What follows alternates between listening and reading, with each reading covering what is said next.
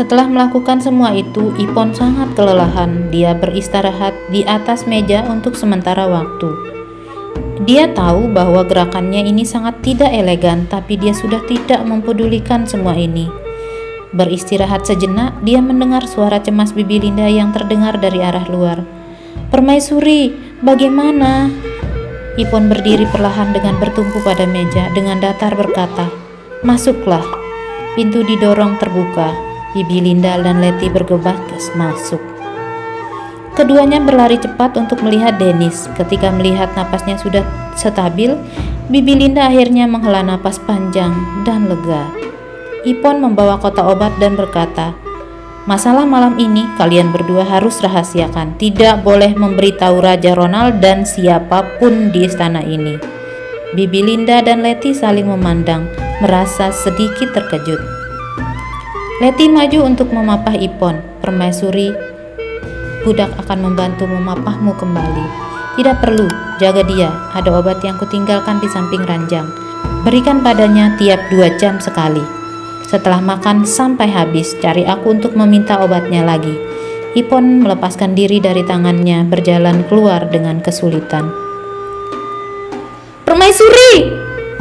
Bibi Linda berteriak. Tadinya ingin mengucapkan terima kasih, tapi ketika mengingat apa yang telah dilakukan Ipon sebelumnya, kalimat terima kasih ini tidak bisa diucapkannya, hanya bisa berkata dengan datar, "Jalannya gelap, bawalah sebuah lentera." Dia menyerahkan lentera. Ipon mengambilnya. "Terima kasih." Bibi Linda terkejut. "Terima kasih?" Dia mengatakan terima kasih. Ipon kembali ke Pavilion Serenity, menyuntik dirinya sendiri dan terkapar di ranjang. Lukanya sebisa mungkin dicegah agar tidak terjadi peradangan, tapi karena area lukanya terlalu besar ditambah efek antibiotik, dia benar-benar sangat lemah. Setelah demam tinggi, semua kekuatannya bagai terkuras, terkulai lemah seperti bola kapas, bahkan sulit untuk mendongak. Setelah beberapa saat dia terjatuh ke dalam kegelapan dan tertidur.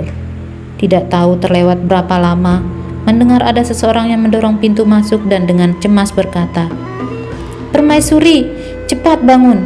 Ipon membuka matanya dengan kesulitan, melihat raut cemas Letty, melihat arah matahari yang bersinar, sepertinya hari sudah siang.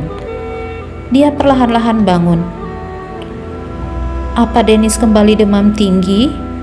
"Tidak, Anda cepat bangun, ada orang istana yang datang, memintamu dan yang mulia untuk bergegas ke istana."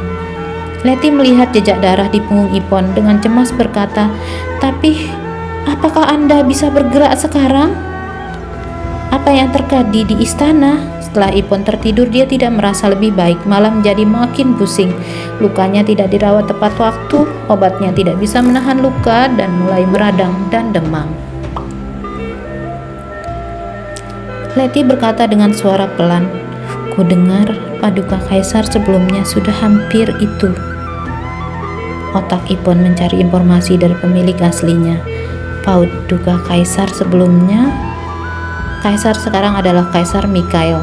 Dia dinobatkan 5 tahun yang lalu. Saat itu paduka kaisar memiliki penyakit jantung dan stroke.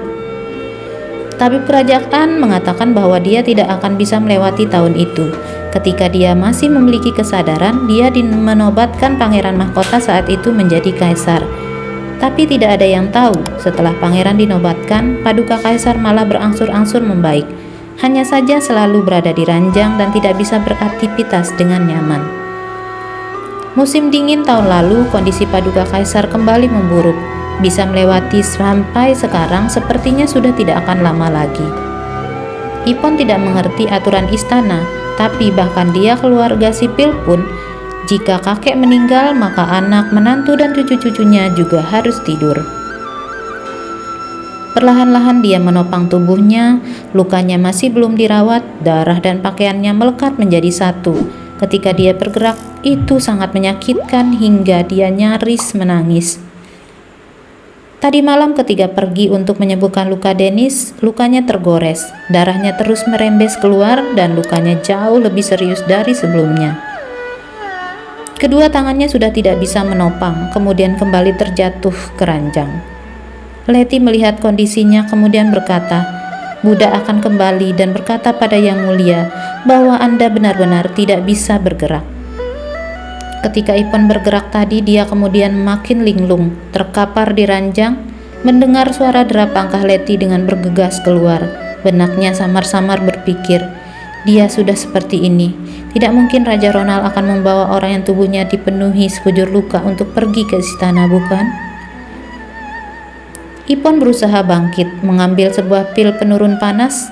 Ketika menutup kotak obat, dia malah melihat ada sebotol atropin yang tergeletak di dalam. Di dalam kotak obatnya tidak ada atropin. Setelah berbaring sesaat, ternyata di bagian bawah ada suntikan dopamin dan juga sebuah alat pendorong intravena yang dirancang olehnya sendiri. Tidak mungkin. Dopamin dan atropin memang ada di ruang penelitian. Ini adalah obat yang digunakan untuk pertolongan pertama. Dia menyiapkan beberapa di ruang penelitian, tapi dia tidak pernah meletakkannya di dalam kotak obat. Dan juga alat pendorong intravena itu lebih tidak mungkin dimasukkan ke dalam kotak obat. Terlebih lagi, ketika menemukan kotak obat ini, Ipon sudah memeriksa obat di dalamnya, dan memang tidak ada alat dan obat ini.